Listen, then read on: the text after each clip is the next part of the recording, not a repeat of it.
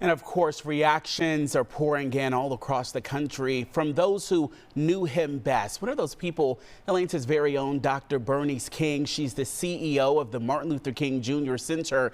Dr. King, thanks so much for joining us on this Sunday. First of all, my heart also goes out to you as well. I know the two families were incredibly close.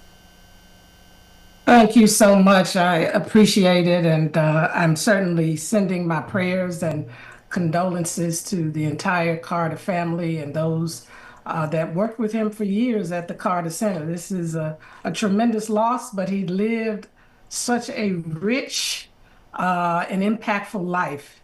And so we honor him on today and remember him especially for his great work.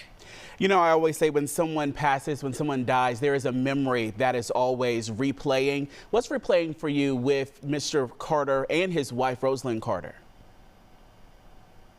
You know, just his humility, his down-to-earthness. I mean, serving as the president of the United States, he could have left that position and done a lot of things that were, you know, more elite, so to speak. But he decided to roll up his sleeves literally and do so much work alongside people. Habitat for Humanity. I remember being on one of the sites and contributing to one of the homes when he was there. And you're thinking, wow, this was the president of the United States, a governor of Georgia, who's out here with us. And it wasn't a photo op. I mean, he was genuine with what he did. He led from the heart and from his faith.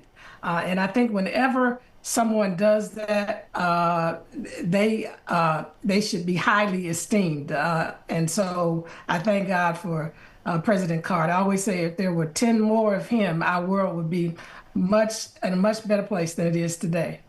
Will you talk a little bit and walk us through the history between the two families? You guys worked together. Walk us through that and what that work meant for here in Georgia.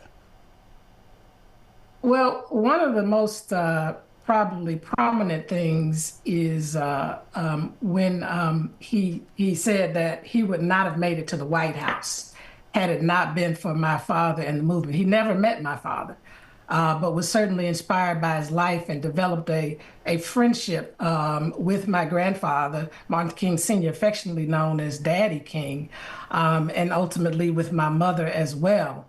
And so hand in hand, they were very supportive of him. My grandfather was very influential in helping him to win the governorship here in the state of Georgia, because my grandfather pastored the esteemed Ebenezer Baptist Church and was very influential in the city. He invited my grandfather, and I remember this because I was there, to deliver the benediction at the convention in 1976. And then he appointed my mom to be a delegate to the United Nations during his administration, which was so significant. I remember spending time up in New York with my mom in her apartment during that particular time. But more importantly, because I serve as the CEO of the King Center, he was very instrumental in establishing the Martin Luther King Jr. historical site. He signed that into legislation, which is now the Martin Luther King Jr. National Historical Park. And so thanks to his efforts, he helped to raise money in the early stages of developing the King Center, 3.5 million to be exact. So he was very close to my family and oftentimes would reach out for advice to my grandfather as well as my mother. He counted them as important advisors in his life. And so we appreciate the work. A few years ago, I had the honor of interviewing him for a tribute that the National Park Service here, the Martin Luther King Jr. National Historical Park, did in the park. And it was just such a wonderful experience.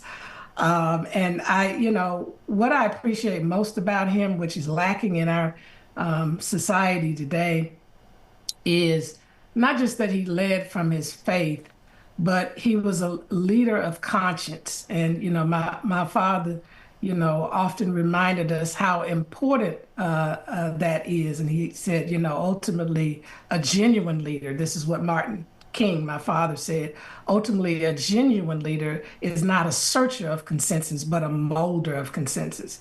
And I think that's who Jimmy Carter was, and the fact that he did not have to fire any missile, no war started under him. That is, he's in the class all by himself. Dr. Bernice King, we appreciate your time. And again, our hearts go out to you as you were close with him as well. All right, stay with